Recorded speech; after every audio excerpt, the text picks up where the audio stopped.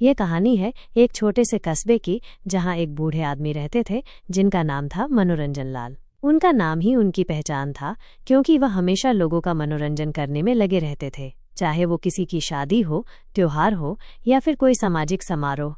मनोरंजन लाल हमेशा वहां मौजूद रहते और सबको हंसाने के लिए तैयार रहते। एक दिन कस्बे में एक बड़ा मेला लगा। पूरे कस्बे के लोग वहां जमा हुए थे। मेले में नाटक, गाने, नाच और तरह तरह के खेल हो रहे थे। मनोरंजन लाल भी वहां पहुंच गए। उन्होंने देखा कि मेले में एक नाटक मंडली ने अपना मंच सजा रखा है और वहां एक नाटक होने वाला है। मनोरंजन लाल ने सोचा, क्यों न आज मैं भी इस नाटक में हिस्सा लूं। वो नाटक मंडली के पास गए और बोले, भाई, क्या मैं भी इस नाटक में कुछ भूमिका निभा सकता हूं? नाटक मंडली के निर्देशक ने उन्हें देखा और पूछा, आप क्या कर सकते हैं? मनोरंजन लाल ने मुस्कुराते हुए कहा, मैं कुछ भी कर सकता हूँ। मैं गा सकता हूँ, नाच सकता हूँ और लोगों को हंसा भी सकता हूँ। निर्देशक ने सोचा, चलो इसे एक छोटी भूमिका दे देते हैं। उन्होंने मनोरंजन लाल को नाटक में एक मजाकिया चरित्र की भूमिका दे दी। नाटक शुरू हुआ। मनोरंजन लाल ने अपनी भूमिका निभानी शुरू की। उनके संवाद और अभिनय इतने मजेदार थे कि पूरा मंच हंसी से गूंज उठा। दर्शकों ने उनकी तालियां बजाईं और उन्हें और अधिक करने के लिए उत्साहित किया। मनोरंजन लाल ने अपनी भूमिका को इतना मजेदार बना दिया कि नाटक का मुख्य कलाकार भी उनकी तारीफ करने लगा। नाटक खत्म होने के बाद निर्देशक ने मनोरंजन लाल को बुलाया और कहा, आप तो बहुत ही शानदार हैं। आपने नाटक को और भी मजेदार बना दिया। क्या आप हमारी नाटक मंडली के साथ जुड़ना चाहेंगे? मनोरंजन लाल ने मुस्कुराते हुए कहा, धन्यवाद, लेकिन मैं तो बस यूं ही मनोरंजन करने आया था। मेरा काम तो लोगों को हंसाना है और मैं इसे यहीं करता रहूंगा। निर्देशक ने उनकी बात सुनी और कहा, आप जैसे लोग ही तो इस दुनिया को खुश रखते हैं।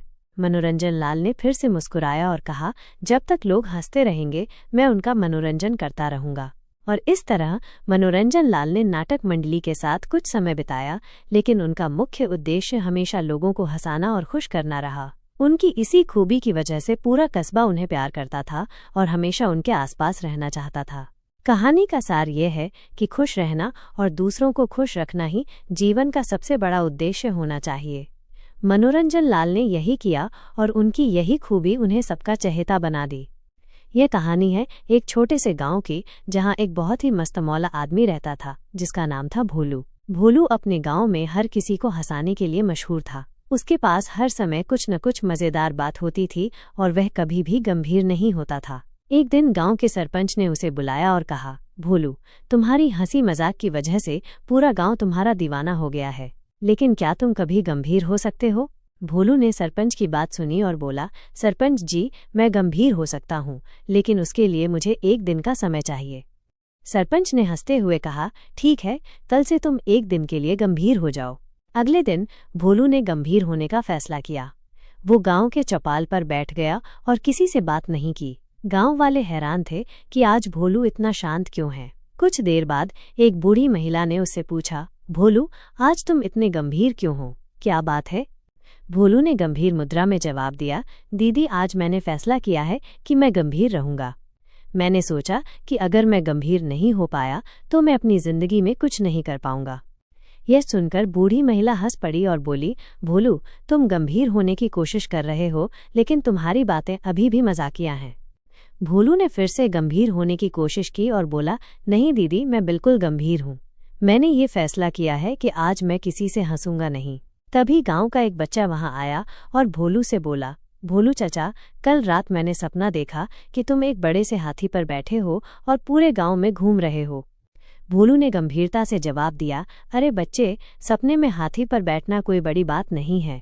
मैं तो कल रात सपने में उड़ रहा था। यह सुनकर पूरा चौपाल हंसी से गूंज उठा। भोलू ने फिर से गंभीर होने की कोशिश की, लेकिन उसकी बातें इतनी मजाकिया थीं कि कोई भी उसे गंभीर नहीं मान सकता था। अंत में सरपंच ने भोलू को बुलाया और कहा, भोलू, तुम्हारी कोशिश अच्छी थी, लेकिन तुम्हारी फितरत ही ऐसी है कि तुम गंभीर नहीं हो सकते। तुम्हारी हंसी और मजाक से ही तो ये गांव खुश रहता है। भोलू ने मुस्कुराते हुए कहा, सरपंच जी, मैंने कोशिश तो की, लेकिन लगता है कि मेरी हंसी मुझसे छूटने वाली नहीं है। और फिर से पूरा गांव भोलू की हंसी से गूंज उठा। भोलू ने सोचा, चलो गंभीर होने की कोशिश करके भी मैंने सबको हंसा ही दिया, यही तो मेरा काम है। और इस तरह भोलू ने फिर से अपने मजाकिया अंदाज से गांव को खुश कर दिया। ये कहानी है एक शरारती बंदर की जिसका नाम था मोनू।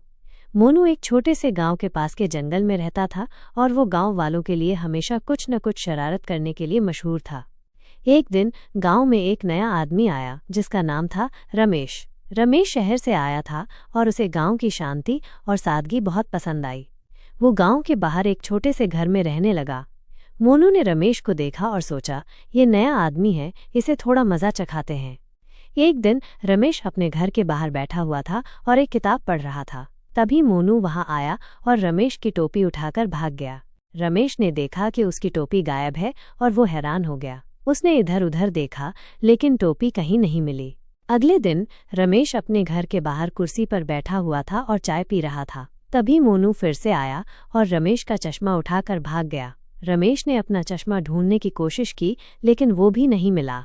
रमेश को समझ में आ गया कि ये किसी शरारती बंदर का काम है। उसने गांव वालों से पूछा और उन्होंने बताया कि ये मोनू का काम है जो हमेशा ऐसी शरारतें करता है।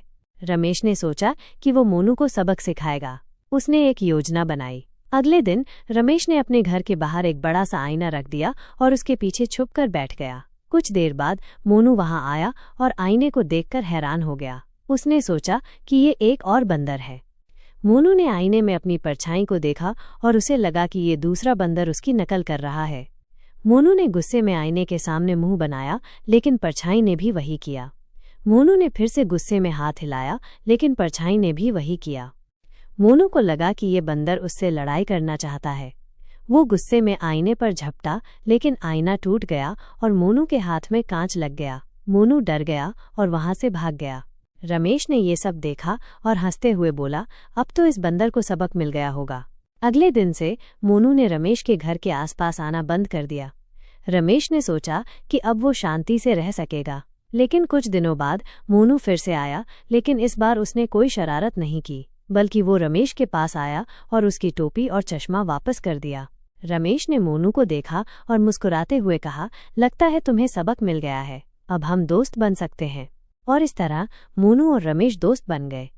मोनू ने फिर कभी रमेश के साथ शरारत नहीं की और रमेश ने मोनू को खाने के लिए कुछ फल देना शुरू कर दिया। गांव वालों ने ये देखा और हंसते हुए कहा, अब तो मोनू भी शरारत छोड़कर दोस्ती करने लगा है। और इस तरह मोनू और रमेश की दोस्ती की कहानी पूरे गांव में मशहूर हो गई।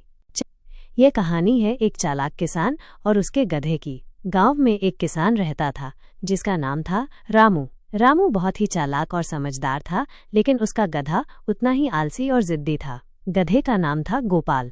गोपाल हमेशा काम से जी चुराता था और रामू को परेशान करता था। एक दिन रामू ने सोचा कि वो गोपाल को सबक सिखाएगा। उसने गोपाल को बाजार से अनाज लाने के लिए भेजा। गोपाल ने सोचा, अगर मैं अनाज लेकर जल्दी वापस आ जाऊंगा तो रामू मुझे और काम देगा, इसलिए मैं धीरे धीरे चलूंगा। गोपाल ने बाजार जाकर अनाज का बोरा लिया और धीरे धीरे चलना शुरू किया। रास्ते में उसे एक तालाब दिखा। गोपाल ने सोचा, चलो थोड़ा पानी पी लेता हूँ। वो तालाब के किनारे गया और पानी पीने लगा। पानी पीते पीते उसे नींद आ गई और वो वहीं सो गया। शाम हो गई और रामू ने देखा कि गोपाल अभी तक वापस नहीं आया है। वो चिंतित हो गया और गोपाल को ढूंढने निकल पड़ा।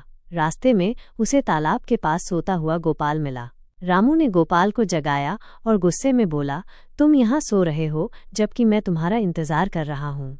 गोपाल ने आंखें मलते हुए कहा, मालिक, मैं थक गया था इसलिए थोड़ा आराम कर लिया। रामू ने सोचा कि अब वो गोपाल को सबक सिखाएगा। उसने गोपाल से कहा, ठीक है, अगर तुम थक गए हो तो मैं तुम्हें आराम दूंगा।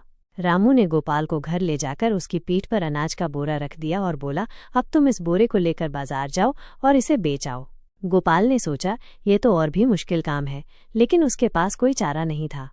वो बोरा लेकर बाजार की ओर चल पड़ा। रास्ते में उसे फिर से तालाब दिखा। इस बार गोपाल ने सोचा, मैं पानी नहीं पीऊंगा और नहीं सोऊंगा, मैं सीधे बाजार जाऊंगा। गोपाल ने बाजार जाकर अनाज बेच दिया और पैसे लेकर वापस आ गया। रामू ने देखा कि गोपाल ने काम पूरा कर लिया है तो वो खुश हो गया। उसने गोपाल से कहा, देखो, अगर तुम मेहनत करोगे तो तुम्हें आराम भी मिलेगा और तुम मेरे अच्छे दोस्त बन जाओगे। गोपाल ने सिर हिलाया और बोला, मालिक, मैं समझ गया, अब से मैं आलस नहीं करूंगा। और इस तरह रामू और गोपाल की जोड़ी ने मिलकर काम करना शुरू कर दिया। गांव वालों ने ये देखा और हंसते हुए कहा, रामू ने अपने गधे को भी समझदार बना दिया। और इस तरह रामू और गोपाल की मज़ेदार कहानी पूरे गांव में मशहूर हो गई। चलिए एक और मज़ेदार कहानी सुनाते हैं। ये कहानी है एक शहर के एक बहुत ही मशहूर होटल की, जिसका नाम था रॉयल पैलेस। इस होटल में एक बहुत ही मज़ेदार और चालाक वेटर काम करता था, जिसका नाम था राजू। राजू अपने काम में तो माहिर था ही, लेकिन उसकी सबसे बड़ी खासियत थी उसकी फुर्तीली जुबान और मजाकिया अंदाज। वो ग्राहकों को हंसाने के लिए हमेशा कुछ न कुछ मज़ेदार बातें करता रहता था। एक दिन होटल में एक बहुत ही अमीर और गंभीर व्यक्ति आया, जिसका नाम था मिखन्ना। मिखन्ना बहुत ही सख्त और गंभीर स्वभाव के थे और उन्हें किसी भी तरह की मजाकिया बातें पसंद नहीं थीं। राजू ने मिखन्ना को देखा और सोचा, चलो आज इस गंभीर महोदय को भी हंसाया जाए। राजू मिखन्ना के पास गया और बोला, सर आपका स्वागत है रॉयल पैलेस में। आज आपके लिए हमारे पास एक खास मेनू है। मिखन्ना ने गंभीरता से पूछा, क्या खास मेनू है? राजू ने मुस्कुराते हुए कहा, आज का खास मेनू है गंभीरता का सूप, मजाक की सब्जी और हंसी की रोटी। मिखन्ना ने राजू की बात सुनी और थोड़ा हैरान हो गए। उन्होंने कहा, ये कैसा मेनू है? मैं तो बस एक साधारण खाना चाहता हूँ। राजू ने फिर से मुस्कुराते हुए कहा, सर यहाँ हर खाने के साथ थोड़ी हंसी भी मिलती है, यह हमारी सेवा का हिस्सा है। मिखन्ना ने सोचा कि ये वेटर बहुत ही मजाकिया है, लेकिन उन्होंने अपना आदेश दे दिया। जब खाना आया तो राजू ने मिखन्ना के सामने प्लेट रखी और बोला, सर यह है आपका गंभीरता का सूप। इसे पीते समय आपको गंभीर बने रहना होगा, नहीं तो सूप का स्वाद खराब हो जाएगा। मिखन्ना ने सूप का पहला घूंट लिया और अचानक ही उनके चेहरे पर एक मुस्कान आ गई। राजू ने देखा और बोला, सर आप तो हंस रहे हैं, अब सूप का स्वाद खराब हो गया। मिखन्ना ने हंसते हुए कहा, तुम्हारी वजह से मैं हंस पड़ा, तुम बहुत ही मजाकिया हो। राजू ने कहा, सर ये तो बस शुरुआत है, अब आप मजाक की सब्जी खाइए और फिर हंसी की रोटी का आनंद लीजिए। मिखन्ना ने पूरा खाना खाया और उन्हें इतना मज़ा आया कि वो बोले, राजू तुमने आज मेरा दिन बना दिया, मैंने इतने दिनों में पहली बार इतना हंसा है। राजू ने मुस्कुराते हुए कहा, सर यही तो हमारा काम है, हम